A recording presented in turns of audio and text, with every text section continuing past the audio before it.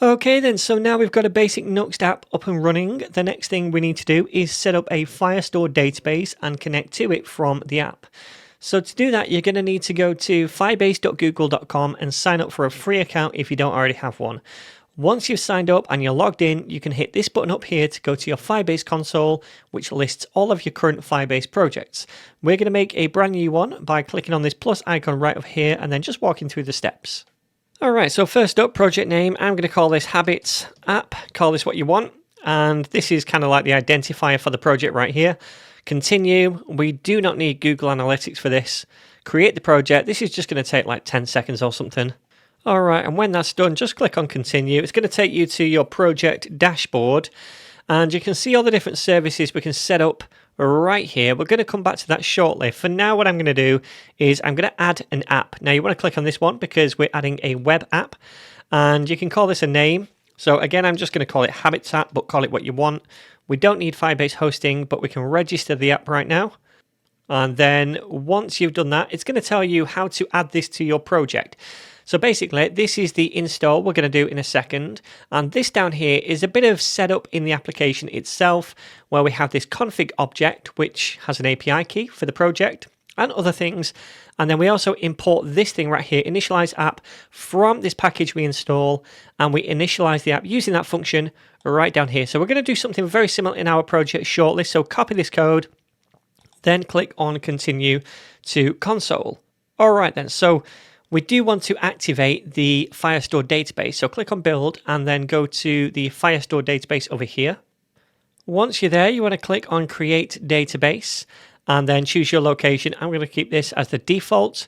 Click on next. We're going to start in test mode. Now, production mode has some basic rules set up so that basically people with your Firebase details can't just use your backend. We're going to start in test mode. Just make sure you don't share your details. And then later on, if you ever do publish something to production, you want to set up Firestore rules. But for now, let's start in test mode and create this. All right, so once that's done, it's going to look something like this. Now over here, we can start a new collection. We're not going to do that because we're actually going to create the collection via the code later on. But this is how the database looks on the back end for now. Later on, when we come here, we're going to see the actual data in the Firestore database as well. But now we've set up this, we can go ahead and connect to our Firebase application from the Nuxt application. Alright, so the first thing we need to do is install that Firebase package. So I'm going to cancel out of this process and then I'll clear this and we're going to install it using yarn. I'm going to say yarn add Firebase to do that and just hit enter. Okay then, so now that's installed, we can go ahead and set up this Nuxt app to connect and work with our Firestore database and any other Firebase services we might use in the future as well. Now, the way we're going to do that is by creating a Nuxt plugin to run all the connection logic. Now, using the Nuxt plugin is a way to kind of encapsulate and automatically run some custom logic when the Nuxt app starts up before it's fully initialized. So it's a nice way to register any third-party services like Firebase to make sure it's ready by the time we view the app in a browser. So then, to make a custom plugin, we first of all need to make a plugins folder, which Nuxt automatically scans for plugins we create. Inside that folder, we need to make a new plugin by creating a file, which I'm going to call firebase.client.js. Now, the client suffix tells Nuxt that this plugin file should only be run on the client, the browser, and not on the server, because remember, Nuxt can run code both on the client and on the server, but in the case of the Firebase code we need to run, that only needs to be within the browser, which is why we say .client right here. Now, Nuxt automatically scans for plugin files directly inside this plugins folder, and therefore we don't need to manually register this plugin anywhere else. But if you make a plugin in a nested folder right in here, then Nuxt doesn't automatically scan that, and you would need to register that plugin in the Nuxt config file. But like I said, we don't need to do that. So then, inside this file is where we create a new plugin, and we do that by using the define Nuxt plugin function, which comes fully baked into Nuxt itself. Now, as an argument, we can pass in a function, and this is the function which eventually runs before the app fully initializes. So anyway, inside this function, we can paste in the setup code we just got from Firebase, and there are three parts to this code. First, we import something called initialize app from the Firebase package that we installed. And in fact, we can move this import to the top of the file. It doesn't need to be within the plugin function itself.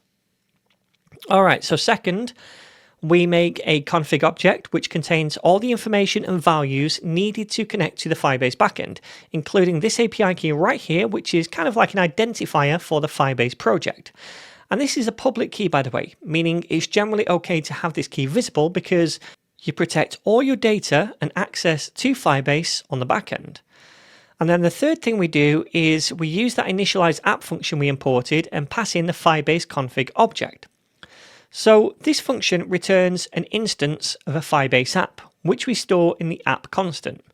And we then use this to initialize other Firebase services, like the Firestore service. So we'll do that now. We'll use this app constant to set up a Firestore connection, which we can then use to interact with the Firestore database.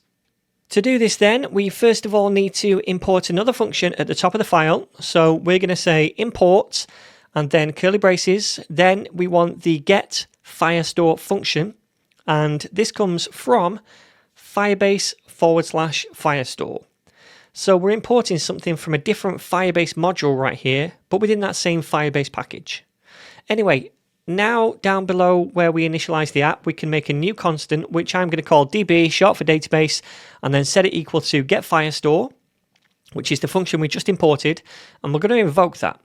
And then as an argument, we pass in the Firebase app instance. So then this creates a Firestore instance for us, which we're storing now in this db constant. And then we'd use that db constant to interact with the Firestore database when we want to do things like fetch data or save data. Now there's one more thing I want to do inside this function, and that is to return a value. And when we create a plugin like this, we can actually return an object which inside has a provide key. And the value of that provide key should also be an object with different key value pairs inside it. And whatever values we register inside this object, Nuxt provides those to the app globally so that we can use them in whatever component or file we need them in.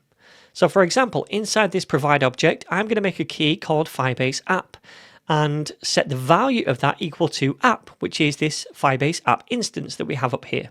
I'm also going to make a key called db, which I'll set equal to db, the other constant we made up here, which contains the Firestore instance. Now, actually, since these are the same name, we can just shorten this to db, and that does exactly the same thing. But now, since we register those two values in this provide object, Nuxt provides them to the rest of the application, and we can access them using a built-in composable called use Nuxt app. So the way that looks is something like this. We would say const and then curly braces to destructure something, which we'll do shortly, and then we'll set that equal to use Nuxt app and invoke it. Now the values we can destructure are whatever values we registered up here, so Firebase app and also db in our case. But instead of just saying db right here, it's a common convention to use a $sign before it to mark this as a globally provided value and to kind of differentiate it from local variables within a file or component. Okay, so we'd then be able to use this $db value to interact with the Firestore database, and we'll be doing that later on. Okay, so finally we need to export this plugin by coming up here and saying export default before the define Nuxt plugin function itself. All right, cool. So now that's this plugin done. Next, we need to install Pinia and set up a new Pinia store so that we can use this Firestore service within it. And we'll start that process in the next lesson.